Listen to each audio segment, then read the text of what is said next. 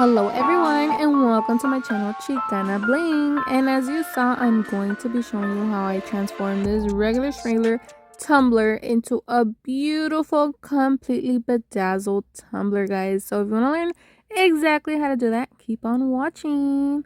So guys, I actually got this tumbler from my mom and she's like, I don't like how it says 𝓭𝓸𝓷'𝓽, do something with it. And I was like, okay, I'm gonna bedazzle it. So here I am, guys. I am starting off putting some napkins on my table because I'm going to prep the cup. And that is the most important part of bedazzling a cup, guys. So yes, I got the tumbler right here. I'm going to remove the lid so I don't accidentally scratch it while I am filing it down. And with a old nail file, I'm going to file down the entire cup only on the areas that I'm going to bedazzle. So as you guys see right here, I am going all around the silver chromey areas, even under the handle, because yes, I'm going to bedazzle underneath there as well. Being very careful also to not scratch the handle or that top black area on top of the tumbler. So I'm going all the way around. I even scratched up the letters. I did not need that, so I just went all through that cup, guys. Once I was done filing it down, I poured some alcohol on a clean napkin and I wiped down the whole entire cup, making sure it is completely clean. Repeat as needed. So you want to make sure the tumbler is clean and you can see all those surface scratches on it. That's going to help to make sure that the rhinestones attach better to the cup. Finishing up, this is how my cup looks. Moving on to some materials, I am going to be using Bob Smith 30-minute slow cure epoxy for this project. Remember, all materials are always linked down below in the description. I am going to be using some sticky notes as well as some toothpicks. And then for rhinestones, I am using AB rhinestones in a variety of sizes ranging from SS6 all the way to SS20. So now to start bedazzling, I do have to make the epoxy. So I have my disposable sticky notes right here and going in just eyeballing with equal parts of each. Then I mix it together with my toothpick. I only do a little bit of each, guys, creating maybe a nickel size because this is a 30-minute cure epoxy. So that means I only have 30 minutes to work with it.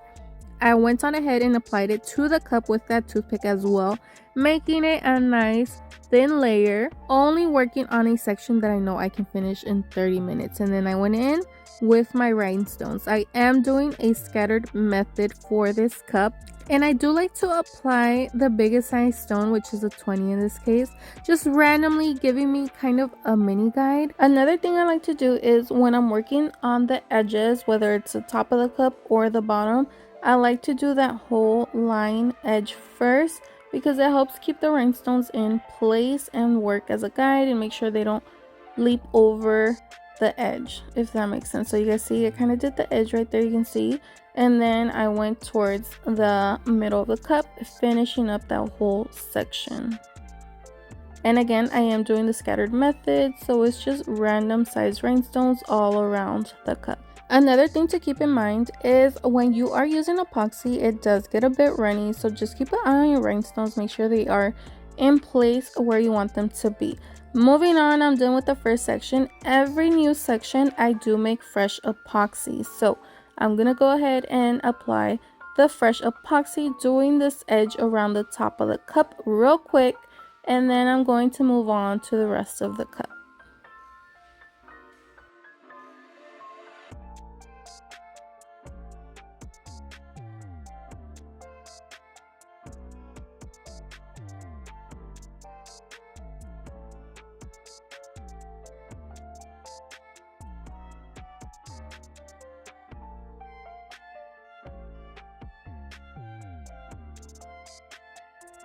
So right here, I am finishing up this top edge, making sure my rhinestones are in place.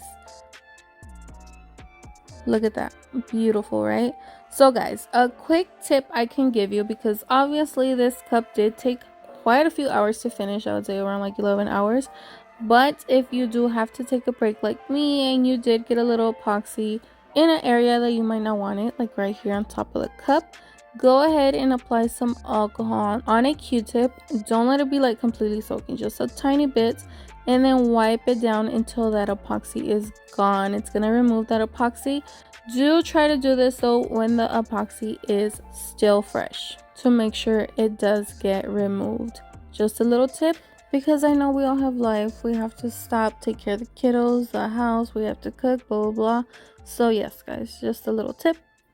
Moving on to more sections. So this is how my cup is coming along. I did a few sections, and guys, I wanted to show you guys right here working under the handle. Pay attention, because you don't want to go around and get to this side and you're like, how am I gonna bedazzle it? Do this section under the handle first before you start bedazzling the rest of the cup, as I am doing here, because then the rhinestones are going to be on the way and you're going to be struggling.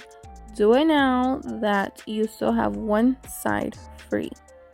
So that's why I'm doing it right now, making fresh epoxy and then applying my rhinestones. It's a little bit hard to show you guys, I'm not gonna lie, so I was trying to work with it, but I hope you guys get the idea. So right here you guys can see I'm almost done bedazzling under the handle and it's looking gorgeous.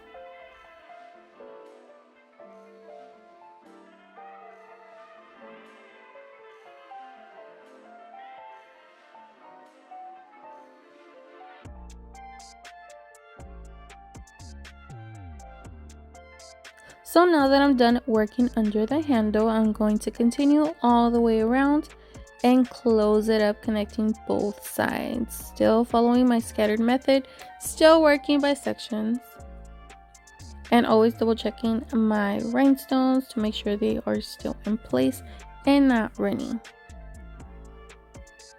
So how's the cup looking, guys? Beautiful, right?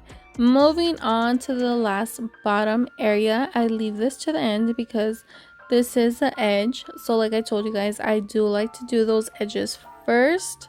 It's up to you. You can work by section like this, or do the edge first and then go in and fill in the middle areas. I do find it easier though doing the edge first, because then it works as a guide, because especially for the bottom of the cups, there is nothing, like there's no border or nothing, so the rhinestones can easily just slide off. So I do like to blend that edge first, like you guys see right there. It's all closed, and then I can just work in that middle section without having to worry about my rhinestones sliding off.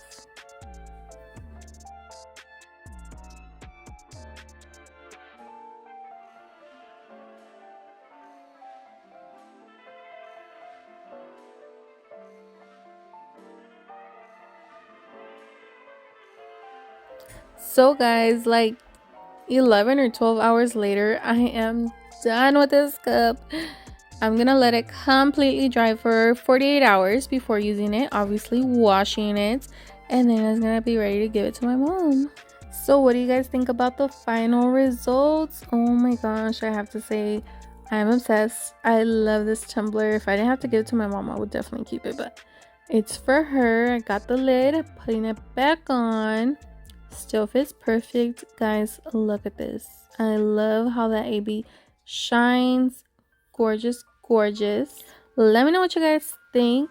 I hope you did enjoy this video. I hope you learned a little something. Go ahead and bedazzle your tumbler now that you know exactly how to do it. Don't forget to give this video a like, subscribe if you have not. If you already did, thank you so much.